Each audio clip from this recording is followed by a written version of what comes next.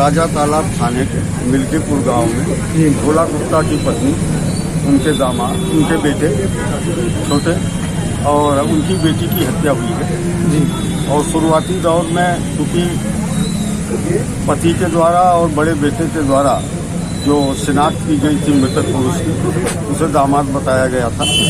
लेकिन बाद में फील्ड यूनिट की मदद से जब खून आग साफ करके चेहरे को देखा गया तो मृतक जो है इनका छोटा बेटा है। इस तरह उसकी माँ, बेटा और बेटी, इन तीन की हत्या हुई है। इसमें जो अब तक की जानकारी है उसके हिसाब से घटना का संदिग्ध दामाद है। दामाद अपनी पत्नी और बच्चों के साथ यहाँ आया था और चूंकि पत्नी का विवाद उसके माँ बाप के साथ लगातार बना रहता था और फिर मंडे की शाम को, सोमवार की शाम को अपने दोनों बच्चों को अपने घर ले जाके छोड़ दिया। तभी से लगातार घर से गायब था। घर वाले भी तलाश कर रहे थे और जो हमारा इलेक्ट्रॉनिक सर्विलांस के माध्यम से जानकारी मिली है, बीती रात लगभग 11 साढ़े 11 बजे के आसपास यहाँ से 7-8 किलोमीटर दूरी पे उसने अपने मोबाइल को स्विच ऑफ किया। प्रथम दृष्टया सर क्या लग रहा है देखने में? अब देखिए, तो मृतका के पति और बड़े बेटे का कहना है कि मृतका का पति और बड़े बेटे के साथ संबंध ठीक नहीं था। उस महिला का आचरण ठीक नहीं था जिसको लेकर के पति पत्नी में झगड़े होते थे और इस झगड़े की वजह से लगभग 6 साल पहले पति और बड़ा बेटा घर छोड़कर चले गए और दूसरी जगह रहने लगे। बेटी आती थी, साथ साथ रहती थी और छोटा बेटा साथ रहता था। सर, घटना की जानकारी कैसे हुई?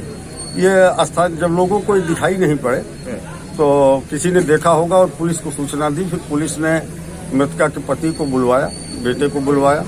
उन्होंने शव को देख करके जो पुरुष शव था उसको अपने दामाद के रूप में चिन्हित किया। लेकिन बाद मालूम चला कि दरवाजा बंद था दोनों तरफ से, तो फिर कैसे मालूम चला? नहीं, दरवाजा अंदर से बंद था और झांक करके नहीं, पुलिस को स्थानीय किसी व्यक्ति के द्वारा सूचना दी गई थी दरवाजा अंदर से बंद है, खुल नहीं रहा। कारण क्या लग रहा है अब तक? क्या देखिए, जो मेरी समझ में प्रकरण अब तक आया है, हत्या संभवतः पति जो दामाद है उसके द्वारा की गई है।